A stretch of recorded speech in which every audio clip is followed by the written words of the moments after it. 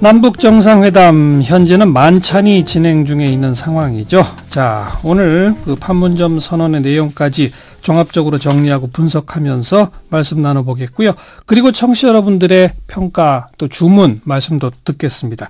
지금부터 서울 지역 전화 지역번호 02 하시고요. 2061에 8584번부터 8587번까지 2061에 8584번부터 8587번까지 넉대의 전화로 의견 주시기 바라고, 단문 50원, 장문 100원, 정보 용료 부과되는 문자 메시지 샵 1212, 그리고 CBS 레인보우 또 카카오톡으로도 참여하실 수가 있습니다.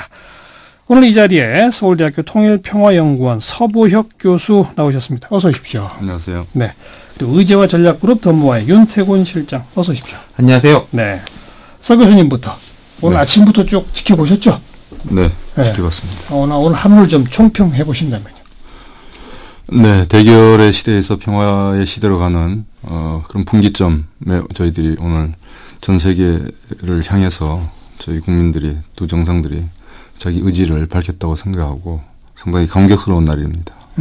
판문점 선언의 내용에 대해서는 어느 정도 만족도가 있으십니까? 뭐 100점 만점에 몇 점? 이렇게 한다면. 90점 정도요. 네, 왜냐하면은 이 전체적인 내용은 지난 2007년 문재인 대통령이 당시 비서실장으로서 2차 정상회담 준비위원장으로서 관여했던 14정상선언의 내용과 큰 틀에서는 유사합니다. 예. 그리고 이제 비핵화와 평화체제 구축과 관련해서 평화협정에 대한 얘기가 있었고요. 그렇죠. 그래서 지난 10여 년 동안에 합의한 것이 이행되지 못하고 불신과 대결의 시대에 왔던 것에 대한 강한 성찰이 두 지도자 사이에 있었고요. 네. 그다음에 그것에 대해서 국민들과 동포들과 국제사회에서의 많은 어떤 걱정이 있었는데 이번엔 철저히 이행하겠다라고 하는 다짐을 또 약속을 했고요. 국제사회에서. 그다음에 북한이 김정은 위원장이 실제 외부에 국제사회 공개적으로 자기가 어떻게 보면은 데뷔하는 국제사회 전체를 향해서 그렇죠. 그런 점이 있어서 앞으로 북한 사회의 부드러운 변화를 기대할 수 있고, 그 과정에서 평화와 번영의 과정에서 우리 정부의 큰 역할이 기대됩니다. 네. 윤태곤 실장도 평가 좀 해주시고 점수도 매기시고. 비슷한 느낌이고요. 이런 느낌이 들었어요. 사전 협의가 아주 내실 있게 잘 진행된 것 같다. 그렇죠. 보시면요.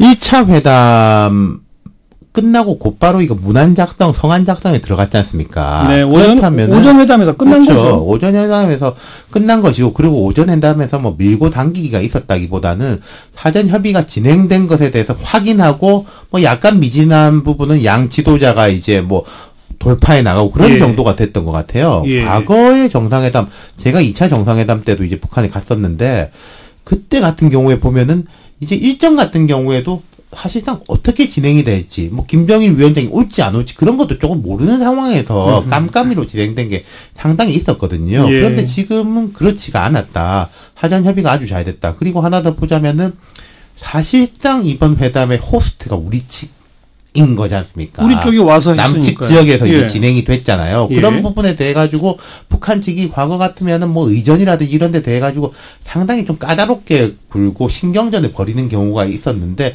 그런 게 아니었다. 특히 김정은 위원장은 얼마 전에 중국에 다녀왔습니다만 그건 이제 다 끝난 다음에 공개가 됐잖아요. 맞아요. 그런데 이 장면들은 오늘 아침부터 생방송으로 3개의 타전이 됐지 않습니까? 생중계. 그런 부분에 대한 이제 나름의 준비, 각오 같은 게 북측도 강했던 것 같다.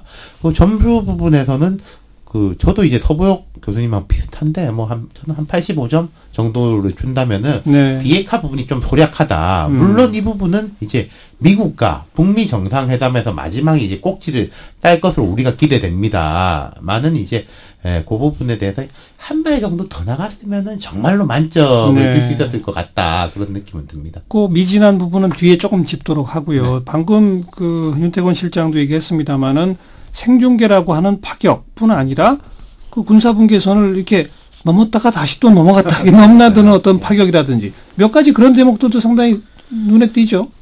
저는 이제 발언들을 좀 유익 있게 봤는데 김정은 위원장 발언 중에 이게 있었습니다. 오전 발언 중에 실향민 탈북자, 연평도 주민들도 기대를 가지고 보고 있는 것으로 안다. 근데 그 중간에 북한으로부터 뭐 포탄이 오지 않은 이런 그렇죠. 표현까지도 있었잖아요. 실향민은 조금 가치 중립적이니까 예. 국제에서도 흔히 할 수 있는 이야기입니다만은 탈북자라는 예. 인식을 이 현실을 받아들이고 있다는 거. 게다가 연평도. 예, 그렇게 연평도 같은 경우에는 특히 북측에서 이 연평도 포격에 대해서 그 김정은 지금 위원장이 그때 북측에서는 이게 포격의 대천재다. 포병전의 천재다. 이걸 이제 직접 뭐 본인이 지휘했다. 이런 식으로 선전을 했었단 말입니다. 근데 이 부분에 대해 가지고 이야기한 것은 앞으로 우리 상황 진척에 따라 가지고 조금 뭐 안 좋았던 과거들, 뭐 6.25 이때 말고 최근 한 10여 년 동안의 문제들에 예. 대해 가지고도 조금 생각했던 것보다 빨리 긍정적으로 풀 수 있다라는 의지를 담은 게 아닌가. 그게 전 되게 놀라웠었어요. 연평도 주민들이란 단어 자체가. 저도 그랬습니다. 서부열 교수도 그러셨죠? 그런 표현을 김정은이 사용하리라고는 예상을 못했어요. 네, 물론입니다. 이번은 그 방명록에 평화의 시대라고 하는 것을 핵미사일 개발에 여념이 없었던 김정은 위원장이 국제사회를 향해서 공식적이고 공개적인 방식으로 했다는 것에 대해서 상당히 큰 의미가 있고 예. 향후에 있을 북미 비핵화 협상에서도 기대를 걸만하고요. 그다음에 우리 정부가 이제 국민들을 향해 있어서는 남북 관계나 대북 정책에 있어서 공개성과 투명성 이런 것들에 대해서 국민들한테 보여주었고요. 그것이 예. 우리 체제의 민주주의 성숙에 비례하는 대외 외교 안보 정책에 있어서도 민주주의 어떤 그 자신감이나 능력이 이제 반영되는 측면에 있어서 국민들의 어떤 지지와 신뢰, 초당적인 협력에 기반을 다졌다고 생각하고 예. 정부가 말하는 앞으로 남북 관계의 법제화 이런 부분에 있어서도 탄력을 받을 수 있을 걸로 예상합니다. 조금 아까 윤태곤 실장이 사전 협의가 충분했던 것 같다. 오전 회담 100분가량 끝나자마자 바로 문안 작성에 들어갔다. 사실 또 문안도 이미 초안이 다 있었던 거 아닌가라고 전 추정해 보기도 하는데 교수님 어떻게 생각하세요? 네, 저도 그렇게 생각합니다. 예, 작년 예. 11월 29일 북한이 핵무력 건설 완성을 정치적으로 선언하고 난 이후에 대화의 의지를 분명하게 밝혔습니다. 저는 네. 그때부터 우리 국민들은 알 수는 없었겠지만은 물밑 의사 타진 상호 우중 탐색 그리고 그렇죠. 어떤 정상회담으로 가는 그런 준비들이 탄탄하게 진행된 걸로 추정합니다. 네. 그리고 금년 들어서는 이미 특사가 그냥 왔다 갔다 하고 하는 이런 것들도 다 있었고요. 그렇죠. 네. 자, 오늘 정상회담 또 판문점 선언에 대해서 이제 청취자 여러분들의 의견도 들어볼까요? 2061-8584번부터 8587번까지 넉 대의 전화 이용하실 수 있고요. 먼저 8585번으로 연결된 분 전화 받아보도록 하겠습니다. 여보세요? 네, 여보세요? 예, 어디에 누구십니까? 네, 안녕하세요. 저 대방동의 이순애라고 합니다. 고맙습니다. 오늘 정상회담 네. 어떻게 보셨어요? 아, 네. 아침 내내 그거 보면서요. 예. 얼마나 행복했는지 몰라요. 막 감격스럽고요. 아하. 네, 근데 저는 그 감격을 바라보면서 정말 생각이 들었던 게요. 저는 이산가족은 아니지만, 예. 60년, 70년 동안 고향을 떠나서, 그리고 가족이 있을 수도 있는데, 가족들을 다 떠나서, 고향 땅도 밟아보지도 못하고, 가족도 만나지 못하는 그분들이 생각이 났습니다. 그렇죠. 네. 뭐, 이념이고, 정치고, 뭐, 경쟁이고, 여구, 야구를 다 떠나서요. 예, 예. 가고 싶은 내 고향을 바로 지척에 두고, 갈 수 없는 거. 그리고 부모님이 살아계시는지 돌아가시는지 형제는 어떻게 됐는지 알 수 없는 그분들을 생각하니까요. 예. 지금 또 갑자기 막 목이 메여요. 그러네요. 네. 제가 바꿔놓고 입장을 생각해봐서. 맞습니다. 네. 제가 제 고향을 갈 수 없다면 저는 예, 어떻겠어요. 예. 게다가 너무 시간이 오래돼서 어르신들 점점 나이는 들어가시는데. 네. 정말 뭐 걸어서 200m밖에 안 된다고 그러셨잖아요. 아까. 예. 네. 그런 곳을 지척해가지고 우리가 갈 수 없다는 거. 그리고 맞습니다. 이렇게 좋은 일이 이루어지고 있는데도 아직도 햇소리를 하고 있는 여러 사람들의 그런 모습들을 바라볼 때 빨리 우리가 앞서 나가는 국민이 되고 깨있는 예. 국민이 되어야 되겠다는 생각이 들고요. 이산가족 언급하셨는데 8.15 네. 계기로 이산가족과 친척 상봉한다니까요. 네. 그 상봉이 좀 전면적인 생사 확인, 뭐 서신 네네. 왕래 이렇게 좀 연결되기를 정말 함께 기대해 보겠습니다. 원합니다. 오늘 고맙습니다. 예, 감사합니다. 네. 다음 8586번입니다. 여보세요? 네, 여보세요? 네, 자기소개 하시겠어요? 예. 여보세요? 네. 말씀하세요. 네, 제주에 사는 한대웅이라고 합니다. 아, 멀리 제주에서 전화 주셨네요. 고맙습니다. 예. 오늘 정상회담 어떻게 보셨어요? 정말 감개무량하게 봤습니다. 네. 보고 정말 눈물을 흘렸습니다. 사나이가. 저도 33년 동안 군 생활하고 한 예비역인데. 아, 그러세요? 예. 그런데 정말 그 방송을 보고 하루 종일 정말 가슴이 메어지는 그런 기쁨을 그냥 느꼈습니다. 그런데 아까 그 정당 그 소감을 들었을 때 정말 울분을 참지 못했습니다. 아직도 그 정말 그 안보라는 그거를 같이 세워서 지금도 정신 못 차리고 안보 장사를 하고 있는 사람이 정당이 있다는 걸 생각했을 때 정말 과연 저 정당들은 어느 나라 정당인가 정말 너무 뭐랄까 안타까우셨군요. 예. 33년 군 생활하셨으면 직업군인으로 계셨군요. 예. 공군에서 근무했습니다. 그런데 이 남북 정상회담 결과가 이게 결코 안보 위협하거나 그런 건 전혀 아니다. 이렇게 보신다. 예. 그리고 저도 보수라면 보수층에 있었는데 정말 제가 지금까지 봤을 때 지금까지 그 자유한국당 전신 지금까지 정치해오는 그 국민들을 전부 다 안보 공포 쪽에다 몰아넣고 좀 있으면 안보 하면서 자기네들 정권을 유지해왔으면서 아직도 정신 못 차리고 오늘 같은 전 세계 전 국민이 정말 흥분의 도가니에 있는데 아직도 거기서 헛소리를 하면서 안보를 타령하고 있다는 자체가 정말 개탄스럽습니다. 알겠습니다. 여기까지 듣고요. 다음 번 8585번 연결된 분 여보세요. 네, 8585번 전화 끊어졌습니까? 네, 서울 지역 전화 2061에 8584번부터 8587번까지 녹대 전화 이용해서 계속 의견 주시기 바라고요. 잠시 후에 다시 또 연결해서 말씀 듣도록 하겠습니다. 윤태곤 실장 이산가족 아까 언급하셨는데 오늘 합의된 사안들이 보면 상당히 여러 가지예요. 이산가족 상봉도 있고요. 또 아시안게임 얘기도 거론이 되고요.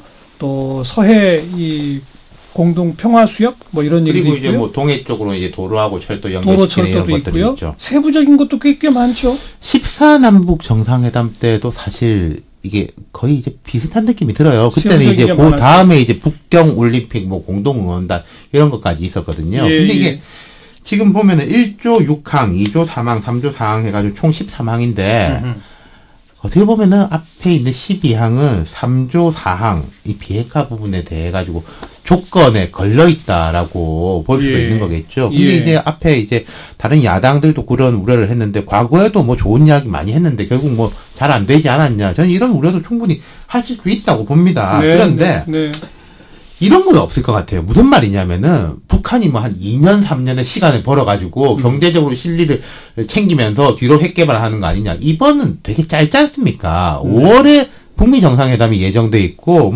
8월에 이산가족 상봉이라든지 가을에 문재인 대통령의 평양 답방이 성사가 되려면은 비핵화가 진전돼야지 할 수 있는 것들이거든요. 이 앞에 있는 다른 조항들도 보면은 대북 제재하고 충돌되는 조항들이 많아요. 그러면 당연하게 이거는 비핵화 진전될 때 되는 거지 이걸 먼저 할 수는 없기 때문에 너무 큰 우려는 안 하셔도 되지 않을까 싶습니다. 바로 그 비핵화 부분이 이제 북미 정상회담의 핵심 의제가 되겠죠? 소 교수님 어떻게 보세요? 네, 그렇습니다. 이번 세 번째 남북 정상회담의 특징이 북한 핵 문제가 대단히 심각한 상태에서 논의되어 있고 또 그것을 목표로 하는 일련의 관계국들 간의 정상 외교의 그 첫 출발을 남북 정상회담이 열었다는데 의의가 있습니다. 예. 이 비핵화에 대해서 이번 판문점 선언에서 완전한 비핵화, 핵 없는 한반도 이런 표현을 쓰면서 남북 간의 의지와 협력의 의향을 밝혔는데요. 이것은 결국 구체적으로 북한에 대한 체제 안전 보장을 어떠한 방식으로 해 나갈 건가와 긴밀히 연관되어 있기 때문에 맞습니다. 북미 정상회담에서 이제 그 어떤 방향이 정해질 걸로 생각합니다만 예. 우리 기대에 부응해서 이번 남북 정상회담에서 김정은 위원장의 완전한 비핵화 의지를 밝혔고 그것을 열어나가는 데 있어서 북한이 최근에 핵미사일 실험을 중단하고 풍계리 핵실험장을 폐지한다는 하는 그런 것을 밝혔기 때문에 일단 출발은 예. 좋다고 말할 수 있겠습니다. 예. 바로 그 대목도 오늘 그 합의문에 남과 북은 북측이 취하고 있는 주동적인 조치들이 이렇게 표현을 했어요. 그게 네. 핵실험 미사일 발사 안 한다, 풍계리 핵실험장 폐기한다 이렇게 딱 지적한 거 아니겠습니까? 그렇습니다. 그게 이제 한반도 비핵화를 위해 대단히 의의 있고 중대한 조치라는데 인식을 같이 했다. 네. 이렇게 나왔고 네. 이제 그 다음에 국제사회의 지지와 협력을 위해 적극 노력한다는데 내친 김에 서보혁 네. 교수는 북미 정상회담에서 어느 정도 합의가 이루어질 거라고 보십니까? 아마 지금 오늘 이 정상회담에서 보인 완전한 비핵화 의사 표명 그리고 그 일련의 과정에서 김정은 위원장이 보여주고 있는 비핵화와 관련된 초기적인 조치들을 네. 봤을 때 트럼프 대통령과의 첫 북미 정상회담에서 한반도 비핵화와 북한 체제에 대한 안전 보장이 한반도의 항구적인 평화를 정착시키는데 동시적으로 해야 될 일이다라고 하는데 인식을 같이 하고 구체적인 방안을 이후에 북미 고위급 회담 등을 통해서 예. 추진해 나간다. 이렇게 저는 합의될 걸로 예상하고 또 기대하고 그렇게 되면은 구체적으로 언제까지 어떤 방법을 할 거냐. 그렇죠. 그 부분을 갖고서 아마 협상이 구체적으로 전개될 것인데 일단 올해 내로는 아마 북미 간이나 남북 관계에 있어서 상당히 순풍이 일 걸로 생각합니다. 합의 내용이 큰 틀에서 이루어질 것이고 예. 또 트럼프 대통령 행정부의 중간 선거가 있기 때문에 김정은 정권도 이제 대북 제재의 완화라든지 남북 관계의 발전과 선순환해 나가기 위해서는 아마도 올 남아있는 기간에서는 비핵화를 향한 첫 출발은 상당히 저는 좋게 출발할 걸로 기대합니다. 윤태곤 실장도 북미 정상회담 한번 전망해 보세요. 지금 보면은 이 김정은 위원장, 트럼프 대통령, 문재인 대통령 3자가 이제 공동으로 같이 가지고 있는 인식이 속도를 빨리 해야 된다는 거거든요. 예, 이 예. 사람들의 또 스타일이라는 게 이거 뭐 2년, 3년 쭉 끌고 가가지고 돌다리도 하나씩 두들겨 보고 가자가 아닌 거거든요. 물론 잘 안 될 가능성도 있지만은 어쨌든 저는 좀 빠른 시간 내에 가닥이 잡힐 걸로 봅니다. 오늘 이제 또 여기 대통령의 발언은 아닙니다만 임종석 실장의 이제 옆에서 발언 중에서 이런 게 있었어요. 살얼음판을 건널 때는 빨리 걸어야지 깨지지 않고 건널 수가 있다. 그렇죠. 이런 이야기를 이제 양 정상한테 했는데 그 바로 전에 김정은 위원장이 말리마 속도전이라는 그렇죠. 표현을 썼어요. 그런 이야기를 했죠. 그러면은 이게 김정은 위원장도 우리가 내놓을 것도 준비를 하고 있는 상황에서 속도를 내자는 거지. 네. 뭐 말하자면은 경제적으로 우리가 뭐 얻는 것만 빨리 얻겠다 이런 건 아닐 거란 말이죠. 그렇죠. 그런 부분에서 혹시 잘 안 될 가능성도 있겠지만 이거는 금방 결판이 날 거다. 그렇기 때문에 저는 야당들도 조금만 참으면 될 것 같아요. 한두 달 있으면 이건 보이는 거기 때문에 예. 뭐 금방 내놓으라고 할 것도 없는 거죠. 그리고 북한에 대해서 미국은 지금까지 계속 일관되게 원칙을 주장해 온 것이 선제적인 비핵화 관련된 조치 없이 제재 해제는 없다. 이런 시그널을 계속 보내지 않았습니까? 네. 지금 앞서 말씀하신 것처럼 트럼프 행정부가 북한이 이 가시적인 비핵화 행동 이전에는 양보가 없다라고 얘기를 했고 그러니까요. 그것을 또 알고 있기 때문에 김정은 정권이 문재인 정부의 어떤 촉진자, 중재자 역할에 힘입어서 예. 아마 그 어떤 위험이라든지 걱정을 좀 줄이고 공개적으로 국제사회에 나온 걸로 생각합니다. 오늘 판문점 선언에서 이 정치적 분야에 있어서 새로운 내용은 남북 공동연락사무소를 설치한다는 것. 그렇죠. 이고 그리고 양 정상의 정기적 회담, 정상회담의 정례로 이제 볼 수 있는데요. 예. 이것 빼고는 결국 군사적 부분에서 완전한 비핵화와 비무장지대의 실질적인 평화지대화 그리고 장성급 군사회담이었거든요. 네. 그러니까 이런 부분을 볼 것 같으면은 북한 입장에서 보자라고 하면은 북한 체제에 대한 안전 보장 그리고 군사적 위협에 대한 확실한 중단을 해줘야만이 완전한 비핵화에 나설 수 있다라고 그렇죠. 생각하기 때문에 우리 예. 정부가 지금 이번 정상회담을 준비하면서 애초에 기획했던 비핵화와 평화체제 정착 예. 그리고 남북관계 이 셋을 선순환해 나간다는 것이 최소한 오늘 합의문에서는 잘 담겨 있다고 생각합니다. 그리고 오늘 두 정상의 어떤 개인적인 산책을 통한 신뢰 구축 예. 이런 방식을 통해서 남북관계의 발전은 저는 가능하다고 보고요. 특히 인도적 분야와 민간 교류에 있어서 현물이 들어가지 않은 범위에 있어서는 예. 이번 정상회담이 끝나고 난 직후에도 저는 충분히 가능하다고 생각하고 이것이 북한으로 하여금 완전한 비핵화가 할 때 어떠한 이득이 있는가라고 하는 것을 조금씩 보여주는 것이기 때문에 그렇죠, 그렇죠. 북미 관계를 풀어나가는 데 있어서 비핵화를 촉진해 나가는 데 있어서도 오늘 정상회담이 큰 의의가 있다고 생각을 합니다. 여기까지 이렇게 와서 판문점 선언까지 구체적으로 딱 나와 있는데 이제 와서 다시 북미 정상회담을 앞두고 트럼프 대통령이나 미국이 입장을 바꾼다. 이건 좀 어려운 거죠? 그렇죠. 이미 그 폼페이오 국무장관 내정자가 예. 의회 청문회에서 종이장, 다시 말해서 평화협정이라든지 이런 것만으로 북한의 우려를 우리가 해결할 수 없다, 어렵다라고 하는 걸 솔직히 인정했거든요. 따라서 실질적인 체제의 안전 보장을 해줄 수 있는 방안이 뭐냐? 그게 이제 군사적 방법과 경제적 방법, 네. 외교적 방법이 있다고 할 경우에 그 부분에 대해서 트럼프 행정부도 완전한 비핵화를 끌어내기 위해서는 뭔가 구체적인 대가, 그렇죠. 이 보상이 있어야 된다는 걸 알고 있기 때문에 예. 아마도 이번 북미 정상회담을 통해서 통큰 합의가 이루어지지 않겠느냐 기대를 해봅니다.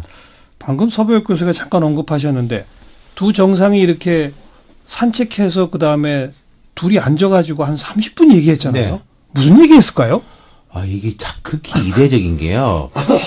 1차 남북 정상회담 때 그 순환공항에서 김대중 대통령 차에 이제 김정일 위원장이 같이 타가지고 갔지 않습니까? 예. 그거 가지고도 나중에 이제 시비를 거는 사람들이 꽤 있었거든요. 둘이서만 무슨 이야기 했냐. 예. 보통 정상들이 이렇게 단둘이 있는 경우가 드무니까. 근데 그 이야기를 했다는 것은 저는 자신감의 표현인 것 같아요. 일단은 둘이서 이야기할 수 있다. 그리고 그거를 발언은 공개가 안 됐지만 모습은 카메라로 잡혀 있었지 않습니까? 다 담았죠. 예. 그리고 저도 이제 무슨 이야기를 했을지 모르겠습니다만은 뭐 아마도 문재인 대통령이 그런 거 아니겠습니까?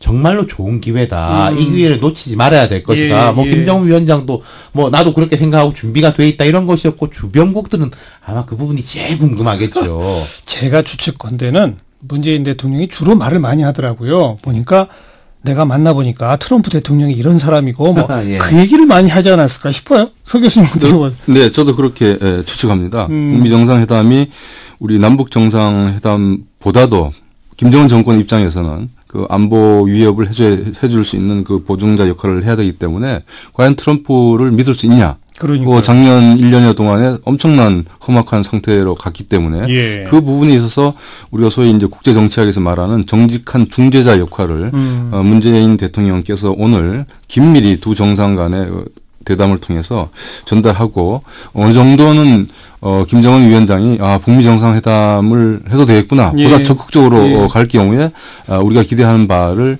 얻을 수 있겠다라고 하는 그런 점에 있어서 오늘 말씀하신 것처럼 특이한 방법이면서도 네. 남북관계 발전과 평화체제 비핵화를 잘 풀어나가는 데 있어서 예. 오늘 공식 비공식 또는 이 다자적 정상회담과 두 분의 양자적 방식이 잘 오늘 조화를 이루었다고 생각합니다. 그래요. 그리고 이 판문점 선언에 뭐 보수 정당 등등에서 비핵화 부분이 너무 약하다라고 하는 그 언급에 대해서 결국 오늘의 정상회담은 곧 있을 북미 정상회담과 연동해서 해석할 수밖에 없고 북미 정상회담에서 바로 그 문제를 중심적으로 논의하고 풀 것이다라는 예고편 뭐 이렇게 좀 해석해 볼 수 있겠다는 그런 생각이 들고요.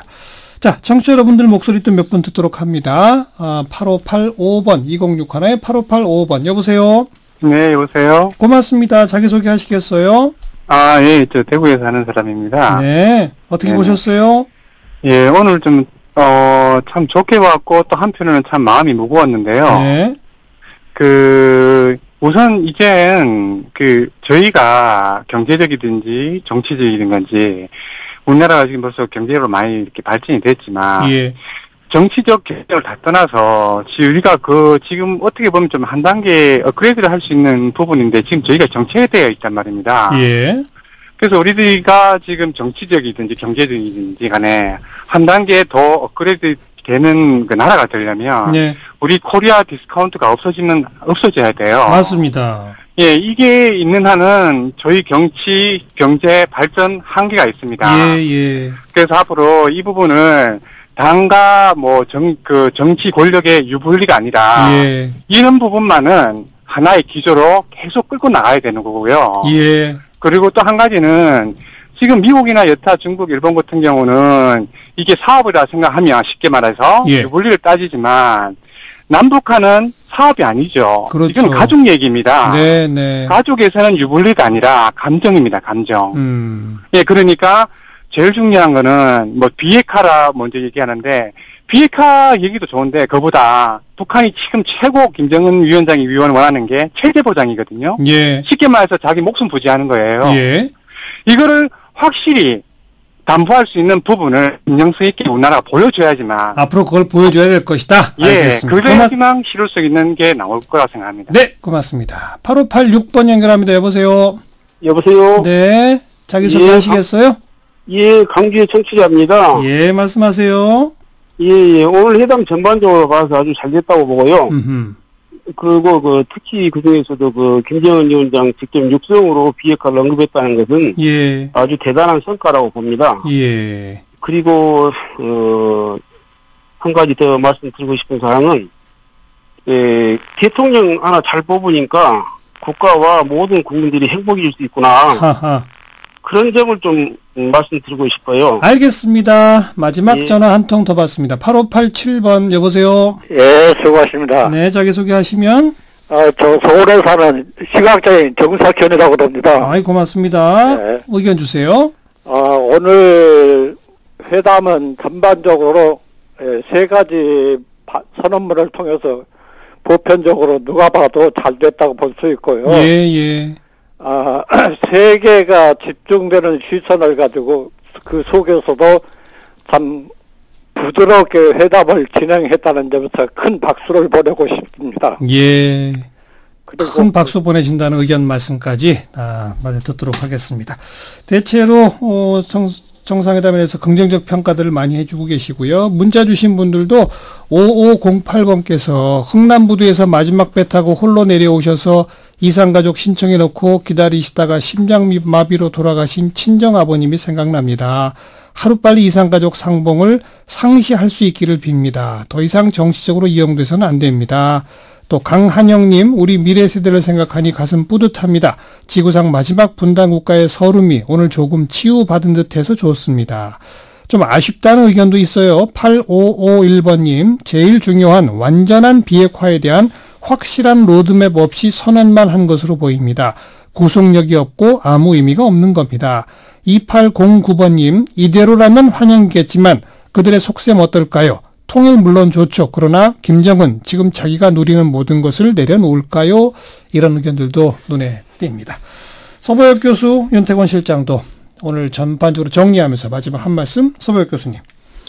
네, 이번 판문점 선언은 한반도에서 소극적 평화를 확립하고 적극적 평화로 나아가기 위한 큰 전환점이 되었다. 전쟁의 위협을 없애고 또 관련해서 비핵화를 실현해 나갈 수 있는 큰 징검다리를 남북이 만들어내고 국제사회에 확실한 의지를 보여줬다는 점, 그리고 남북 관계 개선과 북미 관계 개선을 조화롭게 추진해 나가는 데 있어서 우리 정부의 리더십 아주 돋보였다고 생각합니다. 예, 앞으로의 과제 한 말씀만 주신다면. 앞으로는 역시 이번 정상선언 내용은 다 좋습니다. 예. 그래서 지난번 두 번의 실패 경험을 해갖고 두 정상이 이행해 나가는 데 있어서 확실한 진정성을 보여줬으면 좋겠다는 것이고요. 비핵화 부분에 있어서도 완전한 비핵화를 해 나갈 수 있는 그 방법에 대해서 창의적인 의견을 냈으면 좋겠습니다. 네, 윤태권 실장도 마무리. 71년 7.4 남북 공동성명 이래 47년이죠. 그 남과 북의 국민들, 민중들의 가슴을 뛰게 하는 선언들, 만남들은 정말 많았었어요. 많았죠. 근데 또 금방 실망으로 네. 돌아서고 했는데 뭐 누구 책임이냐를 떠나가지고 예. 지금 이게 진행이 되려면 세 가지가 필요합니다. 북한의 변화, 그다음 우리 이제 내부의 정치적인 합의, 그리고 이제 주변국의 축하까지는 아니더라도 인정까지 가는 거겠죠. 그럼 저는 이제 야당이 이제 철이 없다 뭐 이런 말은 뭐 해봤자 별로 소용이 없을 것 같고, 여권이나 이쪽에서 북한하고도 이렇게 공을 들였는데 네. 야당에다 조금 더 공을 들이는 게 맞다고 생각을 해요. 예. 이게 책임진 사람이 더 애를 써야 되는 거니까 그게 필요할 것이고, 그리고 주변국 같은 경우에도 동서독이 독일될 때 미소가 처음에 이제 찬성을 하고 독일 국민들은 다 찬성했지만 그게 정말 힘들게 풀어갔던 게 프랑스나 영국 같은 나라들이 어떻게 생각할까 문제였거든요. 맞습니다. 저는 그러니까 뭐 예컨대 특히 일본에 대해 가지고 우리가 뭐 너무 과도하게 지금 단계에서 각을 세울 필요가 있겠냐 그런 생각도 듭니다. 어쨌든 일본도 아우를 수 있는 예. 큰 넓은 시각을 가지는 게 좋겠어요. 윤태곤 실장은 야당과도 함께 국제사회와도 함께 이제 이걸 강조해 주셨는데, 어차피 비핵화 프로세스에 가면 남북미 3당사자만으로 불가능하죠. 결국은 이제 과거 육자회담과 같은 그런 다자 틀이 가동되지 않을 수가 없을 것이고, 그런 것들이 있을 수 있게끔 우리 정부가 선도적으로 주변국들과의 노력을 해달라. 네. 이런 주문의 말씀으로 듣도록 하겠습니다. 자, 서울대학교 통일평화연구원 서보혁 교수, 의제와 전략그룹 더모아의 윤태곤 실장 두 분 오늘 고맙습니다. 수고하셨습니다. 감사합니다.